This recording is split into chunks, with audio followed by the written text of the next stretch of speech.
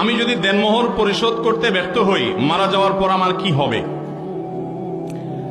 স্ত্রীর দেনমোহর পরিশোধ করা এটা স্বামীর উপরে কর্তব্য। এটা স্বামীর উপরে কি ভাই? স্ত্রীর মোহর পরিশোধ করা ছাড়া যদি মারা যান, ভালো করে শুনে রাখেন, স্ত্রীর মোহর পরিশোধ করা ছাড়া যদি মারা যান, স্ত্রীর কাছে এই টাকা দেনাদার হিসাবে কিয়ামতের ময়দানে আপনি দাঁড়াবেন।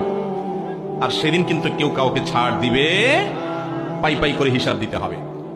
এবং ফুকায়ে কেরাম এই মোহরের এই মাসআলাতে চমৎকার একটা মাসআলা বলেছেন, সেটি হলো যে কোনো মানুষ যদি মারা যায়, তার পরিত্যক্ত সম্পদ থেকে স্ত্রীর মোহরানা পরিশোধ করতে হবে। এটা পাওনাদারের পাওনার মতো, এটা পাওনা। অতএব স্ত্রীর মোহর পরিশোধ করবো তো ইনশাআল্লাহ। মেয়েদেরকে আমরা কতভাবে ঠকাই দেখেন। মোহর পরিশোধের বেলায় খবর নাই, বাপ মা মারা গেছেন, জমি জমাতে মেয়েদের ভাগ আছে, সেখানেও কোনো খবর, ফুসলায়া ফাসলায়া জাল ভিত্তিহীন ফতোয়া দিয়া মেয়েদেরকে আমরা ঠকাই দিই। বলি কি? বলি যে না, এটা তো আসলে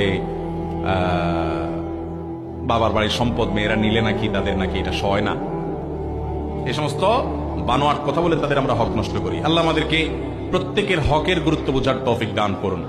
মা বোনদের তাদের প্রাপ্য বুঝাই দেব তো ইনশাআল্লাহ।